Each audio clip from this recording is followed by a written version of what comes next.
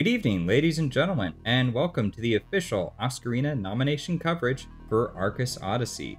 Arcus Odyssey is an isometric dark fantasy hack and slash developed by Wolf Team and published by Renovation Products.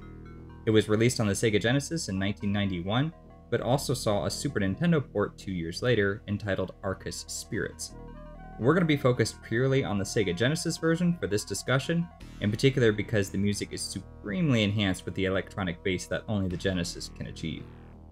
My name is Mitchell, and I'll be your host for the evening. Here with me is fellow Oscarina voter Randy. Randy, thank you for joining me. It's great to be here tonight. Arcus Odyssey sees 1 to 2 players take on the role of one of 4 characters, each with unique fighting styles as they battle their way up skybound castles in the pursuit to stop the wicked sorceress Castamira and her legion of demons from remaking the world according to her personal whims. But before I go any further, let's take a look at the nominations for Arcus Odyssey. It has 4 nominations, and they are Best Pixel for 1991, Best Visual Immersion, Best Musical Score, and Best Sound Atmosphere. You know, I can really see it for the sound ones. I think this soundtrack is very boppin'.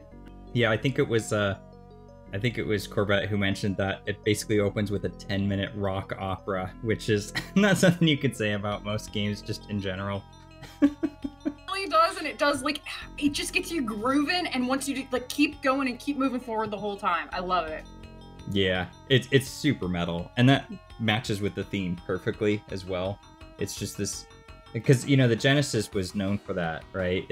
They wanted to be the hip console, and so they were like, yeah, you can put in the blood and guts and the mature content, and it could be dark and edgy. They were all about that vibe as a way to kind of distance themselves from Nintendo. I didn't know that. That's actually really good context. Oh yeah, that was totally a thing, and because it was what was it? Sega Genesis does what Nintendo don't. That was their catchy phrase. They thought they were being clever back in the 90s. Clever, a certain kind of clever. Yeah, so 4 nominations is a decent standing, especially considering that there's this was a very new game for all of us. I didn't grow up with a Genesis. I know most of us didn't. And it really came out of left field. It was the kind of thing where I think most people would have expected Sonic, but when we went through it, it just felt like this was a real gem. I think especially that it has a story that loops everything together. So even though you're just kind of like, oh, it's an action game, it's like, not really. I mean, it is, but there's lots of instances where you have characters that you interact with and they're giving you tips about how to progress. Oh, like, we need to get a key, or like, oh, I'm trapped in a prison, like, help me, and then you recruit them. And then there's that whole scene midway through where there's a guy who's like, you have to go on without me, and he makes like a big sacrifice. And so it really touched upon a lot of those cinematic moments you'd expect from a good story, and I think that really elevated it quite a bit. I was surprised to see that level of detail and actually, like, a narrative dialogue for the NPCs, which you don't really, at least from my perspective, I didn't really see a lot of games of this era. Yeah, not for an action game. If it's an action game, they were kind of like, just get the gist across. And that was actually something you commented on, I think, a lot in like previous discussions before we started. It was that this idea that like they were trying to tack on a lot, and they were sort of only hindered by the fact that they had a not the best English translation. I do remember there being a couple times when I'm like, wait, what are they meaning? But it actually ended up sounding kind of cool, even with the English. It works for me. I don't know. Yeah, it was fun. It had a good energy about it, and I think part of it too is it really feels like it's telling a much grander story than what you're able to really grasp from it, which works for it and against it depending on your perspective. On the one hand, it's good because it makes it seem like there is more to discover, and on the other hand, it might seem they're not quite able to deliver on that concept. Because one of the main things is that you have this super elaborate backstory that they explain, and there's like a princess with magical powers versus Castamira, who's a witch of some sort or a sorceress, and they're like witch. Yep. Just point that out. I was Team Castamira until she went off the rails. Well, yeah, and you can actually side with her at the end as well, which is really cool. And then it's like she just takes over the world. It just gives you a game over. Yeah, girl is girl boss, and she ain't taking any prisoners. Right. And that's the kind of cool choice that you would not really expect from this kind of game. Like, in a lot of cases, I guess Streets of Rage had it a bit. At the end of Streets of Rage, you're able to do something similar where you can kind of like switch sides, at least if you're on 2-player mode, I think. But yeah, it's always a nice added touch there. Because she kind of explains, like, because at first you're like, oh, so like, what's her goal? And then it seems they were going for something there, and maybe if they had more of a sequel or more time or something along those lines, they might have been able to flesh it out a bit more. It ends up being, I think, a bit more straightforward than it initially gives off. I was definitely initially getting like woman scorned, like vengeance vibes, and then it kind of was like, oh no, she's just evil, and I was like, really? I feel like she's more. I feel like you're judging her too harshly. Yeah. Yeah, but for what it was cool to have the story as a driving force to keep everybody moving. I liked that interplay a lot. And there's also, just kind of going beyond the story too, some of the ways in which it moves things forward are really nice. So for example, when you start the game, you're ground zero, and then each stage progresses you upwards. And so you can see that happening on the map. And it's reflective in the stage design where you like climb a pyramid and then you're on top of a dragon and then you're up in this castle in the sky. And that's where the visual immersion really kicks in as well. And that was kind of a big selling point for you. Oh yeah, it was. I could not believe the really cool isometric design of this and the quality of the pixel art for this era. It was just, it kind of blew me away. I wasn't expecting that at all, and I loved it. It really drew me into this game. They used a couple of little tricks that just made it feel more alive and more real. Yeah, you'll be, on top of a city and then you can see the world map below. But in many cases, it's different per level and there's different effects that they will pull with it. So for example, if you're in the prison cell, you're on these rafters above water. And so there's a really nice animation to just make the water seem like it's flowing and it's buoyant back and forth. Which just adds a really nice touch to it. Like you said, it really does add this whole extra layer to it, because you technically don't need it. It's just isometric action at its core. You don't really need to kind of go beyond that. But the visual element just really, it was really inventive, and it really helps sell that narrative, climbing these towers, defeating these enemies, and getting closer to, and like the stakes raise as well. Like that's the other part too, is that certain characters you rescue, they have to make that sacrifice and then they die. And then there's other characters who get transformed into like these demons. They're not called demons in the game, but I mean, it's just they're demons. It's more of yeah, just totally not demons. Like... totally not. Yeah, just more 90s censorship. But then you get to like the end, and then it's like you start to see some of the other cast of characters you've run across, and then some of them just like straight up die. They're like, oh, this is the last bit of advice I can give you. So it's almost kind of like a Last Samurai, or not Last Samurai, but like a Seven Samurai kind of thing, where you've got this team and then everybody's dwindling as time goes on and you get closer and closer to the finish line. It feels like it definitely gets this, like, at first you have a couple of allies, and then it just gets grimmer and grimmer until you are the last man or woman standing. Speaking of, you can play as a woman. I thought that was huge for this time period. Especially for an action game? Oh. Well, yeah, there's two. You get Aaron and I forget the other one's name. But yeah, and that's kind of cool too, because they all have different fighting styles, and some of them have projectiles that will ricochet off the walls, and for an isometric perspective, that's like super bonus points there, because you can often shoot things into the walls and then have it bounce around or hit enemies from behind. So it was just a really good design choice to kind of use that to their advantage. It wasn't just like, oh, we'll go isometric just for the hell of it. Like, no, they really thought through, like, oh, let's use this, let's leverage this. I played through most of it as Aaron, who just had the whip, because that was kind of my favorite. And she doesn't do the ricochet bit as much, but it's nice to have variety. Cool. Very good noodle whip. yeah, we considered having a best noodle whip category, and it would have been this versus Castlevania. Who knows how that would have gone down. So that's kind of like more of our overview thoughts on Fast Pixel and visual immersion.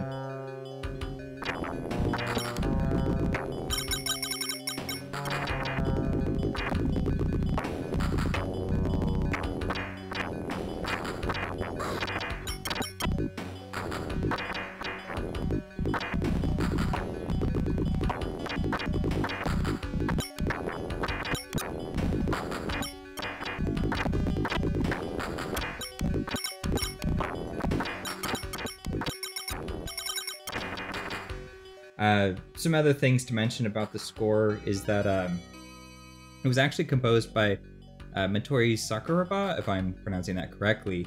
You might recognize him, at least by his music, because he did most of the scores for the Tales games and also all of the Dark Souls trilogy.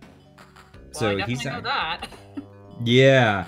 Well, and also too, like, you can almost see some bits of his inspiration, like with the map theme. It's this really like nice melodic contemplation. It's sort of like that whimsical fantasy, and it's very reminiscent of something like the character creation screens in like a Dark Souls game.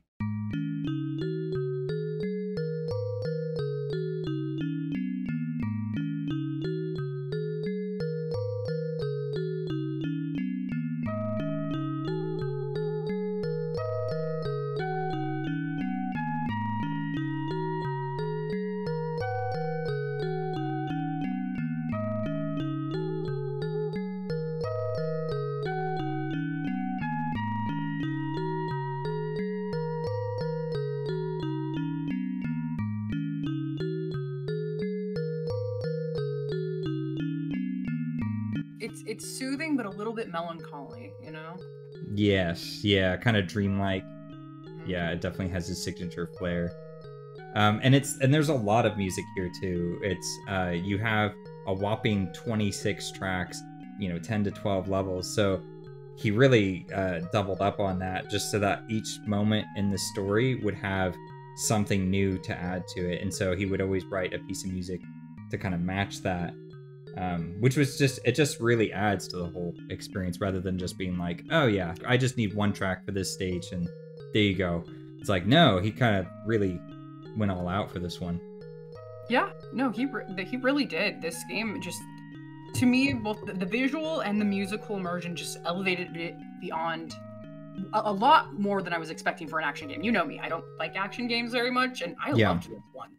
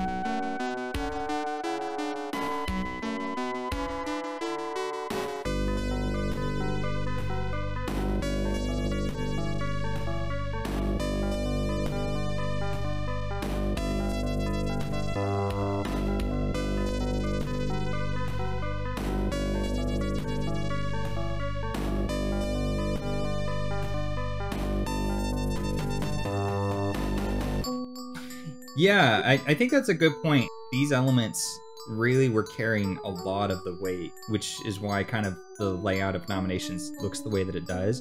Because I don't want to, undersell it. Like, it doesn't have anything for, like, gameplay or level design, but it was kind of just, I think, outbeat by some of the competition. Right. But it wasn't that the other things, they were bad or anything. It was, I mean, the game's metal as hell.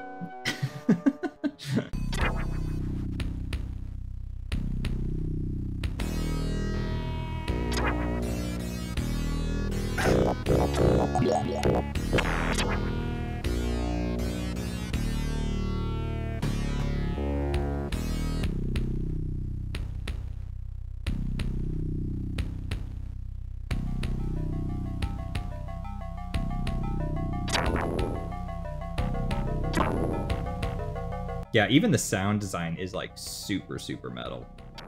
It's surprisingly hardcore especially for this era, I'd say, because I mean, I think the 90s was trying to get away from the 80s style music, but this one's like, nah, 80s metal, let's go. Yeah, that's fair. It definitely was, definitely caught us all by surprise, and I think if you just sit and listen to it, you won't be disappointed. It's really going to catch your interest.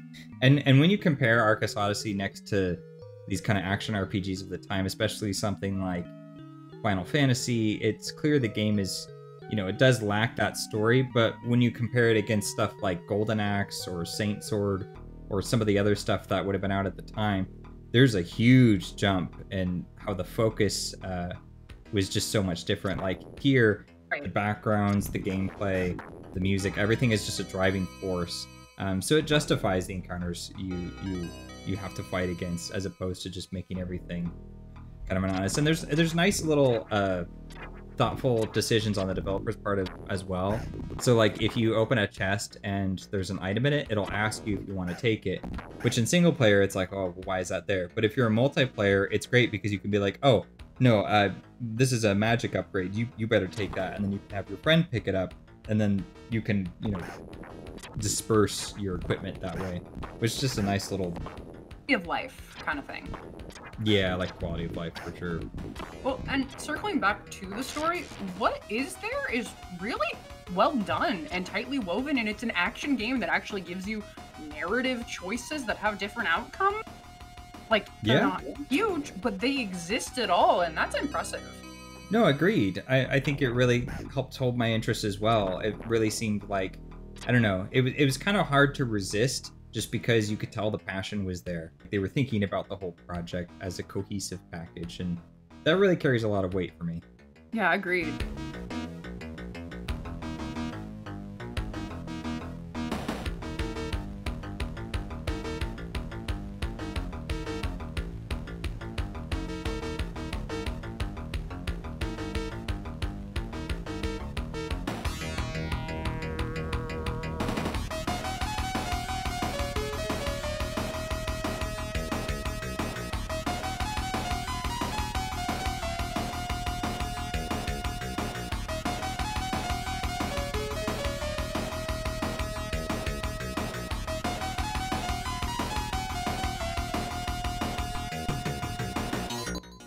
Yeah, even the enemies progress in that similar faction of Ascension, where it's like you're going from basic crabs into like axe-throwing demons, and then skeleton summoning necromancers, and then you get like plant mummies, and, like strange abominations that become more unique and grotesque with each passing stage.